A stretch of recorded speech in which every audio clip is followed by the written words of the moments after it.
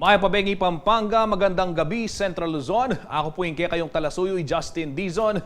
Orin na po rin mga regular balita ngayon pong Biyernes, July 14, 2023. Epekto ng El Nino, pagsadya na Kenny Puking Pampanga. Miyayalo ang programa sa sadya na po ng Kapitolyo, ang popureng Hortelano. Ayuda, ampong plano bang magbabaing presyo ng krudo? Nasara, reng jeepney drivers king kaduang sona ng PBBM. 50 pamilya na miapektuan king North-South Commuter Railway Project, mi Dinan Bale, king syudad San Fernando, Pampanga. At kadinalan at 5 death anniversary na pong krisot, pigmasosyan, king Balen, ning Bacolod. Kabalen, pisyag na po ning pag-asa na posibleng mas maging masiripa ing El Nino ketiking Pampanga bayo po mapupos ing Banwa.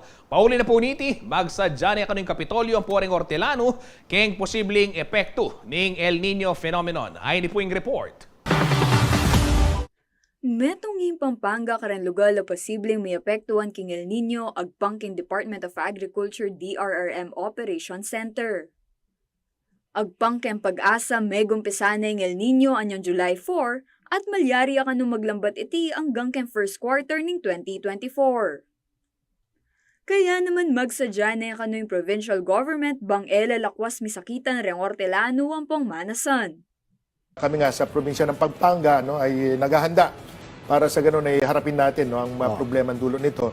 So presently under the instruction of Provincial Governor Dennis Pineda ay nag-inventaryo po kami ngayon ng lahat ng mga agricultural lands natin, yung mga irrigated, non-irrigated, at iba pang mga aquaculture natin, mga fish ponds natin, kung ilan yan, so that we would know what interventions ang pwede natin gawin, King laging handa briefing ng gobyerno, sinabi ng 3rd District Board Member Jun Canlas na kayabe kanu kareng-karelang sa samasan ngeni Remparanum. Makipag-coordinate nala naman kanu king National Irrigation Administration ang po kareng local government units di Kelketi. Dapat tutukan natin, lalo na yung mga sa barangay. One STW allocated and funded by every barangay will go a long way in ensuring that there is sufficient water supply for our farmers. Agpangpakang kanlas, sapsapla kanurang miyayalo ang ahensya ng gobyerno ang poreng memalen bang piyadyan ing epekto ng El Nino.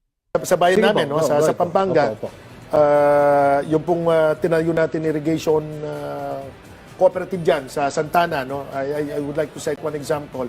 Santiago, Santana, Pampanga.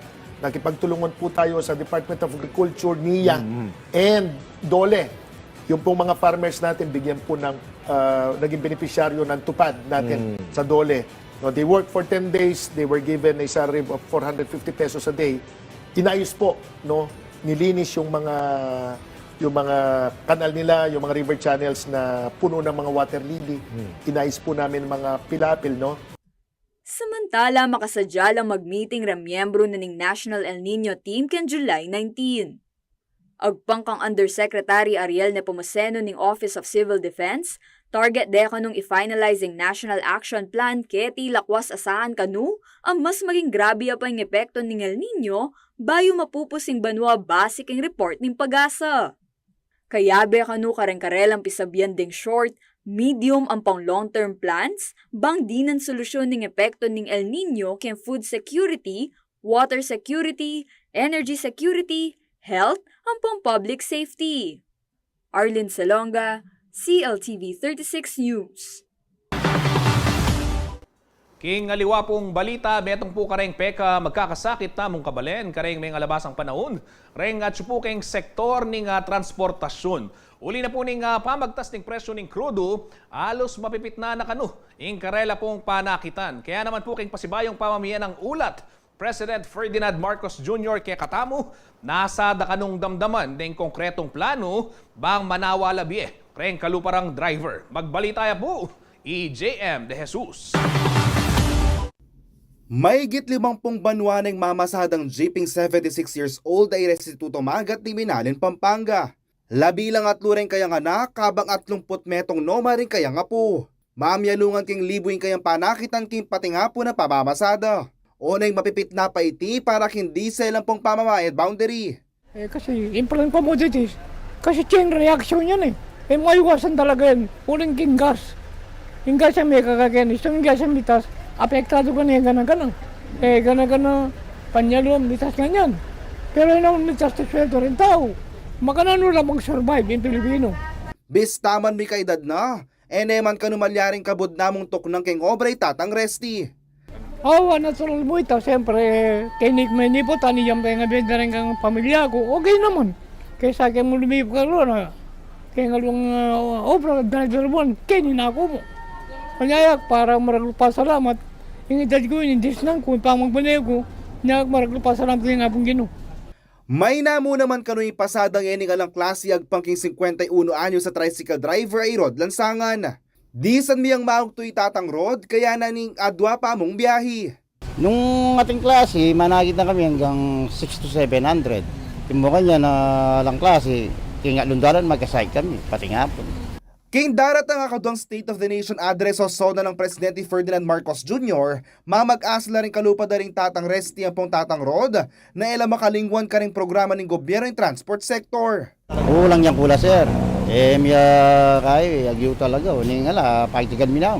Nasigurado mi reseta kay ngebo ng pontuyo. Makanita.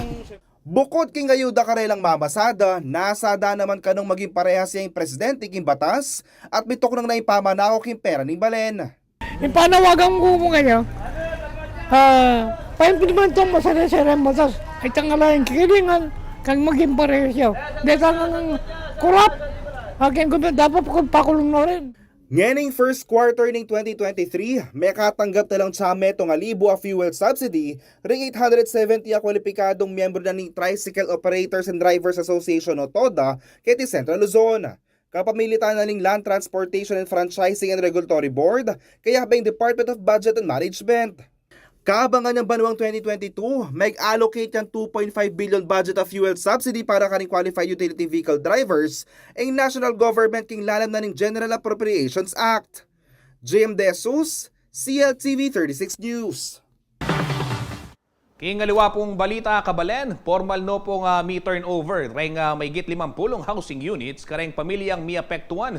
King pamanalakad na po ng North-South Commuter Railway, ken pong syudad ng San Fernando, Pampanga. Merapat po ang turnover ceremony, ken telakad ng Phase 2 ng San Fernando View Residences, king Barangay Kalulut, anya pong Miyerkules, July 12. Kaya be po kareng recipients, dareng Bayong Bale, reng pamilyang Menibatan, king 7 barangay, adelana ning release ning tren. Agpang po kang Transport Secretary Jaime Bautista, at tinagon mo naman king may sabing event atin pang aliwang relocation site king Barangay Panipuan at San Felipe, ami buklat, bayo po mapupus, ing Banwa.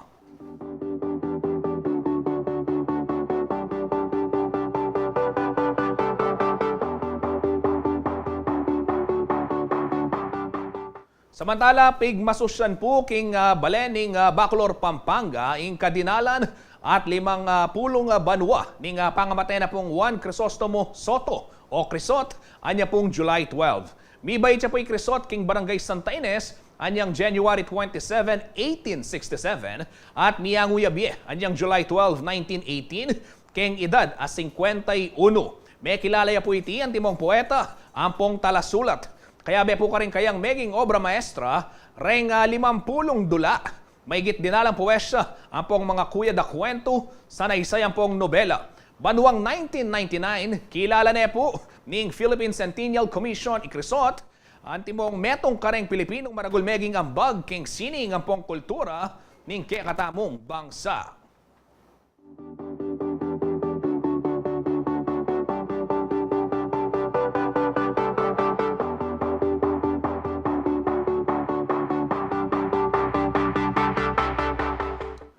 Dakal pa po mga ragula balita, king pamagbalik ning CLTV 36 News.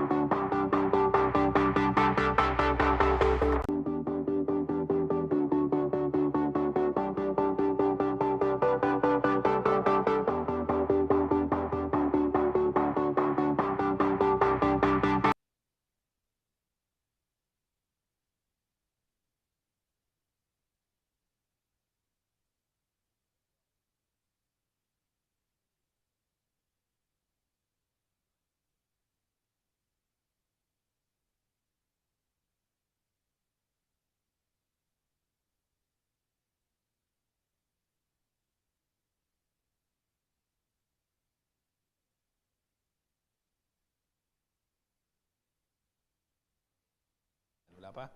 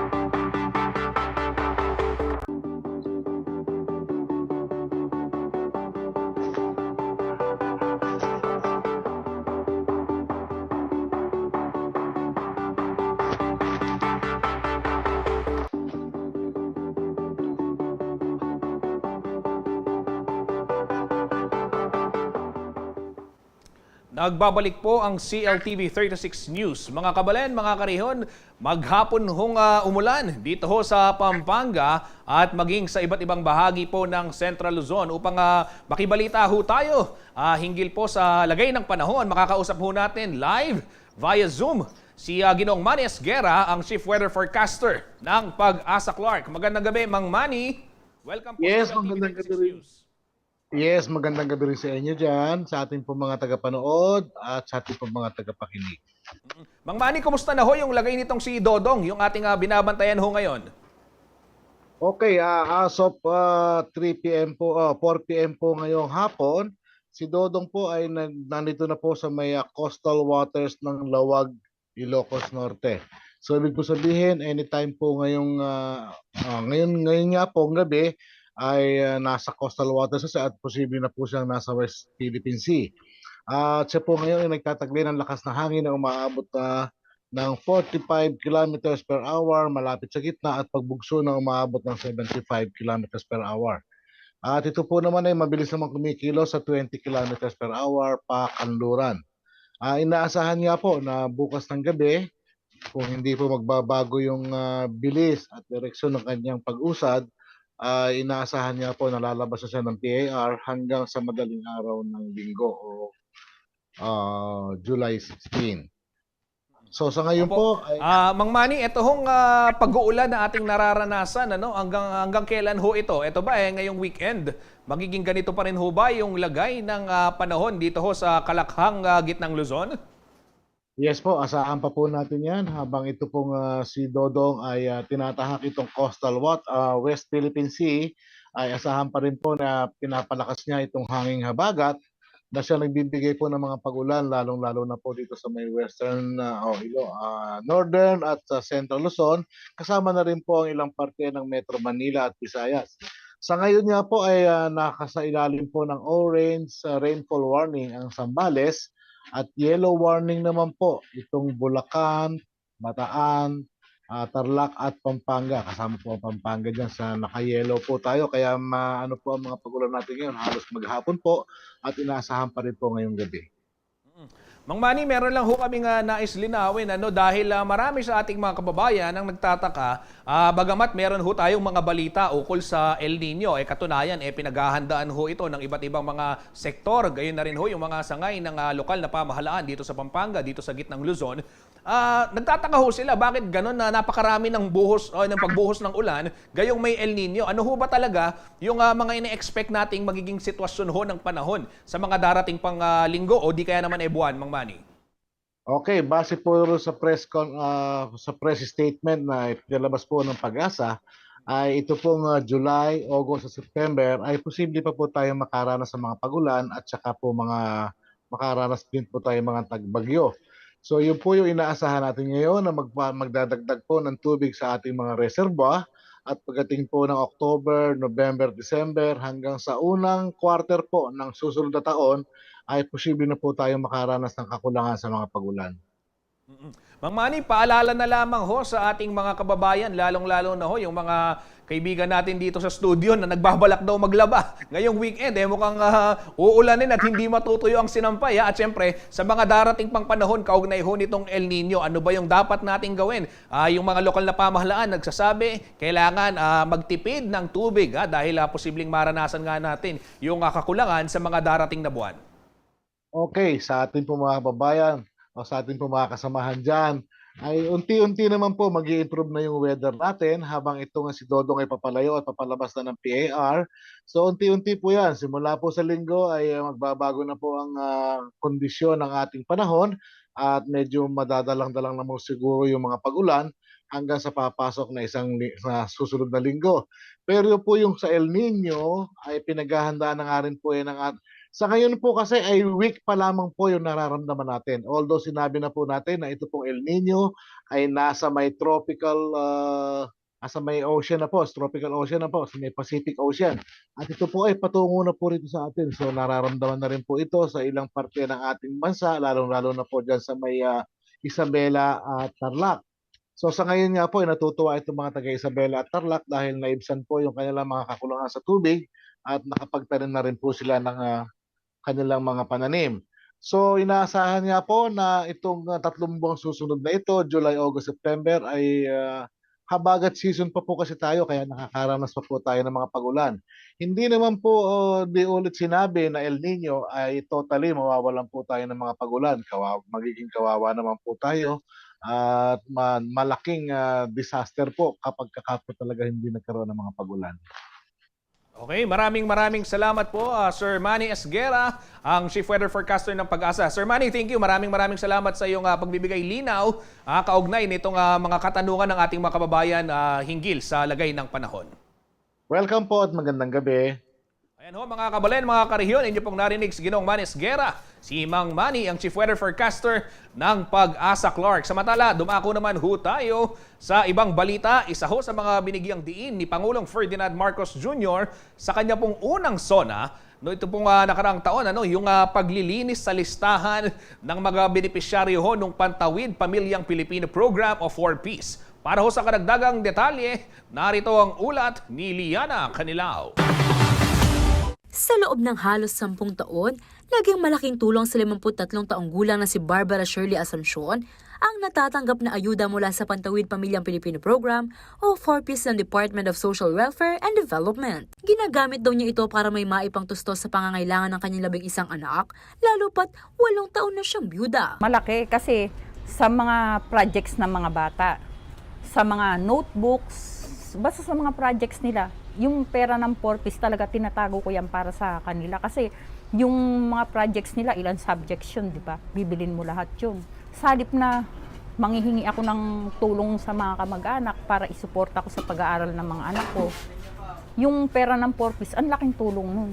Kamakailan lamang nabalitaan daw ni Asuncion ang pagkaalis sa listahan ng ilang mga benepisyaryo. Bagamat nangangamba ng mga tanggal, malaki pa rin ang pasasalamat niya sa gobyerno. Magpapasalamat ako sa gobyerno kasi nandyan sila na handang umantabay sa mga mahihirap na Pilipino para sa edukasyon ng mga anak. Nagpapasalamat ako ng malaki kasi nandyan sila. Handa silang sumuporta.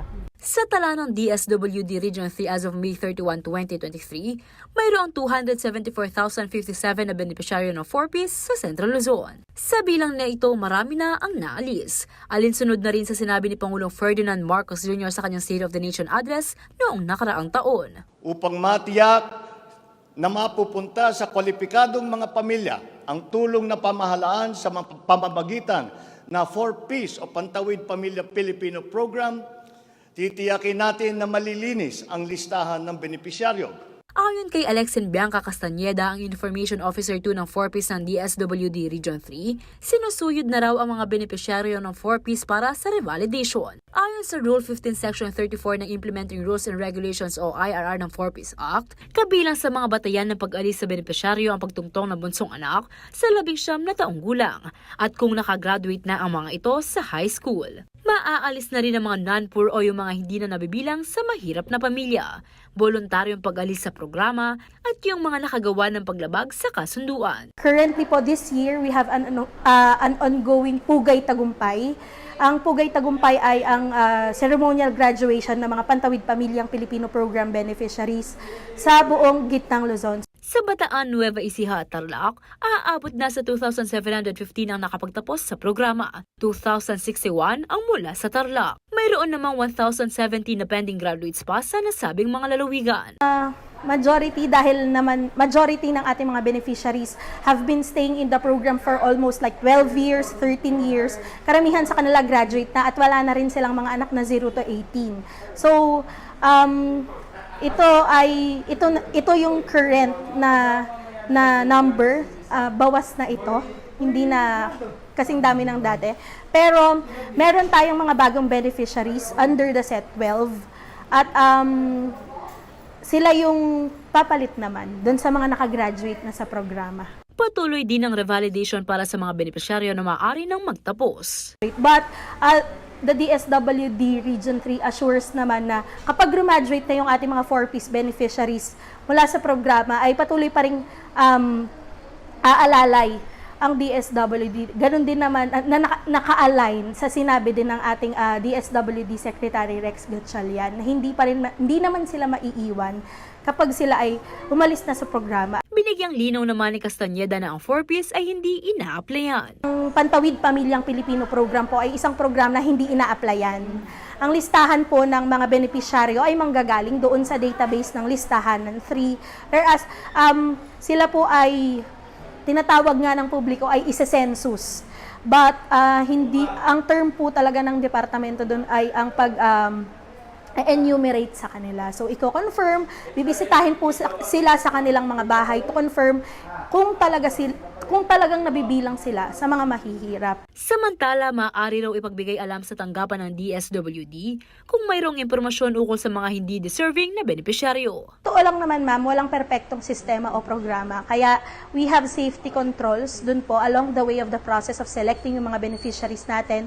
But kung meron po silang kakilala personally or nakikita nila na hindi deserving yung isang pamilya na mapabilang sa 4Ps, para lang to make sure, syempre, na yung talagang mga pamilya na napapabilang sa programa ay karapat-dapat. Sa kabuuan, mayroong 1,148 na tauhan ng DSWD sa buong Central Luzon na nakatutok sa 4Ps. Liana Canilao, CLTV 36 News. Kabalen, sinimulan na ho ng Commission on Higher Education o CHED yung pong digitalization process sa ilang mga paaralan sa bansa. Inulunsad ho ang programang Free Higher Education Automated Billing System sa Mabalacat City College ngayon pong Biyernes. Target din itong ipatupad sa ilang mga paaralan sa Central Luzon at maging sa Metro Manila. May detalye po si Paulo G. Santos. Maituturing daw na breakthrough sa implementasyon ng free education program ng Commission on Higher Education o CHED ang na-develop na in-house web-based program na Free Higher Education Automated Billing System o FHE-ABS. Inilunsad ng Unified Student Financial Assistance System o UNIFAS for Tertiary Education ang alpha testing ng programa sa Mabalacat City College nitong Huwebes, July 13. Ayon kay UNIFAS Executive Director Attorney Ryan Esteves, solusyon ito sa problema sa streamlining ng submission process at billing requirements. We have been experiencing delays and other inefficiencies in our processes, as you may be aware of. So as part of our streamlining process to address these challenges and enhance accuracy and compliance of our partner local universities and colleges, we developed. So this is an in-house. Hindi po kami nagbayad sa labas. Para maiwasan natin yung mga errors, no, yung paulit-ulit, kasi dito nagagalit ang ating presidente kasi paulit-ulit sila, 'di ba? Na-submit dito tapos biglang may mali, ibabalik na naman natin. Especially if you're coming from Mindanao. Tapos how many days ka magta-travel? Yung gastos, yung pagod, yung panahon. No? So, we will actually minimize those errors. Paraan din daw ito para makatugon sa rekomendasyon ng Commission on Audit na gawing mas transparent ang proseso ng mga tanggapan ng gobyerno. All of this this is one of the recommendations of COA na magkaroon ng automated billing system. No, actually isa sa mga nag-prompt sa amin is yung COA recommendation na para ma-minimize nyo yung mga errors, mga duplicates. Kasi tao lang ang nag-check mano-mano pag napagod na, hindi na rin nakikita. Pero pag system kasi, madidetermine niya yung errors at mga duplicates. Present sa kick-off ng FHE-ABS alpha testing ang mga kinatawan at opisyal ng ilang state universities and colleges at local universities and colleges sa Central Luzon at National Capital Region. Dito ay nagdaos din ng pre-orientation at open forum hinggil sa programa. By-pace daw ang pilot testing at inuna muna ang mga paaralan na compliant sa digital structure requirement. We are targeting the entire LUCs for this. Pero ginawa namin siya by phases kasi alpha testing pa lang kami. So we will use this system for Region 3 muna and then NCR. Then for the second semester next year, we will use it for other regions that are capable already. Bilang isa sa may mga best practices sa larangan ng digitalization, naniniwala raw si Dr. Michelle Aguilar Ong, ang presidente ng Mabalacat City College, na mas malaki ang tulong ng programa sa data analysis ng UNIFAS. Sa end ng enrollees, ibig sabihin lang nito ay ito kasi siya dun sa human error, no? Makikita dito kung sino yung mga estudyante na lumampas na sa maximum residency. Ito na maganda siya sa student services din Kasi ikaw mismo na school, minsan sa dami ng estudyante, di mo to napapansin Pero dahil sa sistema na to, makikita mo na, maximum residency na ito. Then maybe you need to do something about it. Kailangan mo kausapin yung bata. So more than dun sa financial lang niya, it also helps, no? Dun sa mga pagtatalaga ng mga barriers, pagtitingin ng kung paano mo patulungan ang mga estudyante. Meron pa siyang mga may mga extra added na tulong pagdating sa institution. Tiyak na mapapabilis daw ng naturang programa ang dating mano-manong proseso sa kanilang institusyon. Sa nakikita po namin kanina na paliwanag ni Attorney Ryan Esteves ay siguro ang efficiency nito, efficiency ratio niya ay aabot siguro ng 80%. Ang ibig niyang sabihin sa amin noon, yung dati naming ginagawa ng buwan, 3 months to 6 months na pag-aantay ay baka sa ngayon ay baka linggo na lang sa nakikita namin. Samantala, halos 80% ng pondo ng CHED ang nakalaan sa free education program. Kaya naman mahalaga raw na maging dekalibre ang kanilang umiiral na sistema. So, to the students who are beneficiaries of local of free higher education, we should be grateful kasi may din kayong opportunity to have access to quality education and yet ala kayong babayaran. So first thing first is let us be grateful. Pangadwa, hopefully this will inspire and motivate more students na despite ing kakaluluwan ating paralan bakit makapag-aral tamo. Paolo G. Santos, CLTV 36 News.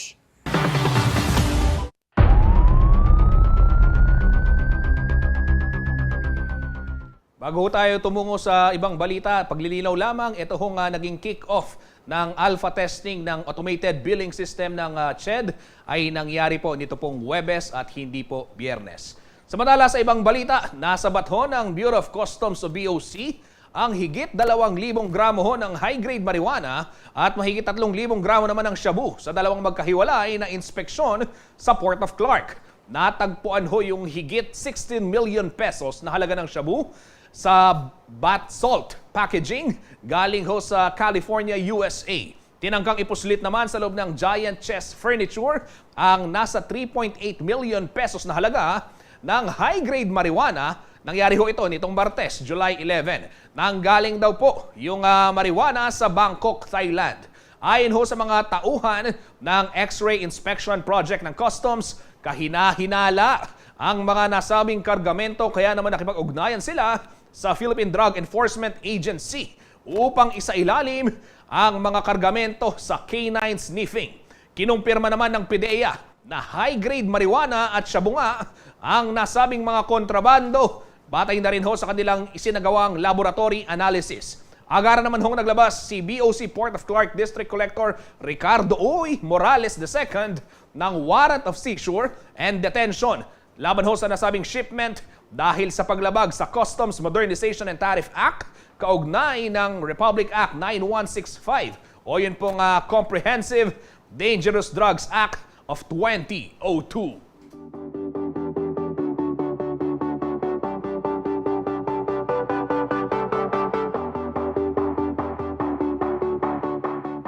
Apin po rin ang balitang kinalap ng kakatamong news team. Ako po yung kayong talasuyo, Justin Dizon. Ini po yung CLTV 36 News. Dakal pong salamat.